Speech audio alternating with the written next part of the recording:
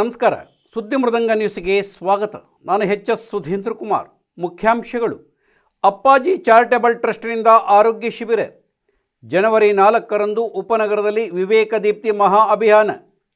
N Satyanarayana ಅವರಿಂದ ಹೊಸ ವರ್ಷಕ್ಕೆ ಕ್ಯಾಲೆಂಡರ್, ಪ್ರಸಾದ ವಿತರಣೆ.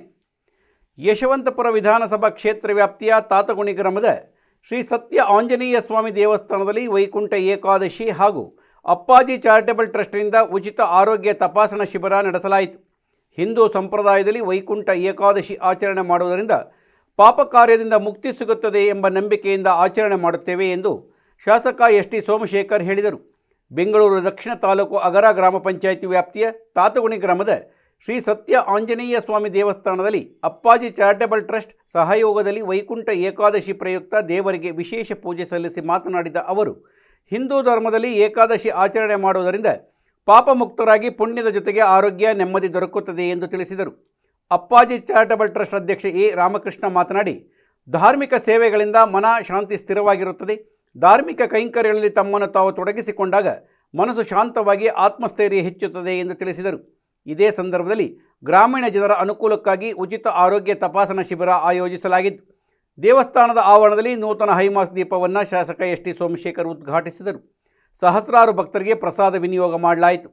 ಅಗರ ಗ್ರಾಮ ಪಂಚಾಯಿತಿ ಅಧ್ಯಕ್ಷೆ ಲತಾ ಮಂಜುನಾಥ್, ಮಾಜಿ ಅಧ್ಯಕ್ಷ ಸಿ.ಎನ್. ಮೂರ್ತಿ, ದೇವರಾಜು, ಹಾಲು ಉತ್ಪಾದಕರ ಸಹಕಾರ ಸಂಘದ ಕಾರ್ಯದರ್ಶಿ ಉಮೇಶ್, ಮೂರ್ತಿ, ಕುಮಾರ್, ದೀಪಕ್ ಯಾದವ್ ಹಾಗೂ ಮತ್ತಿತರರು ಉಪಸ್ಥಿತರಿದ್ದರು.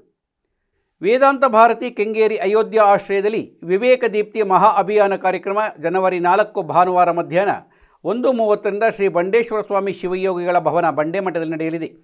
ವಿವೇಕ ದೀಪ್ತಿ ಎಂಬ ಮಹಾ ಅಭಿಯಾನವು ಶ್ರೀ ಶಂಕರಾಚಾರ್ಯ ವಿರಚಿತ ದಕ್ಷಿಣಾಮೂರ್ತಿ ಅಷ್ಟಕದ ತತ್ವವನ್ನು ಸಮಸ್ತ ಸಮಾಜಕ್ಕೆ ತಲುಪಿಸುವ ಕಾರ್ಯಕ್ರಮವಾಗಿದ್ದು, ಕಾರ್ಯಕ್ರಮದ ದಿವ್ಯ ಸಾನ್ನಿಧ್ಯ ಮತ್ತು ಆಶೀರ್ವಚನವನ್ನು ಎಡತೊರೆ ಶ್ರೀ ಯೋಗಾನಂದೇಶ್ವರ ಸರಸ್ವತಿ ಮಠದ ಪರಮಪೂಜ್ಯ ಶ್ರೀ ಶಂಕರ ಭಾರತಿ ಮಹಾಸ್ವಾಮಿಗಳು ವಹಿಸಲಿದ್ದಾರೆ.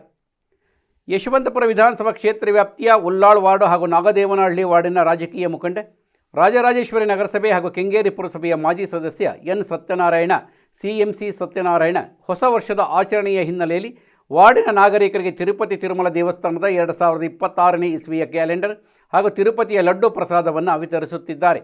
ಅವರ ಪುತ್ರ ವಿನೋದ್ ಸಿಎಂಸಿ ನೇತೃತ್ವದಲ್ಲಿ ಪ್ರತಿ ಮನೆಗಳಿಗೂ ಭೇಟಿ ನೀಡಿ ಶುಭಾಶಯ ಕೋರುವುದರ ಜೊತೆಗೆ ನಾಗರಿಕರಿಂದ ಸದಾ ಸೇವೆಯಲ್ಲಿ ಇರುವುದಾಗಿ ತಿಳಿಸುತ್ತಿದ್ದಾರೆ.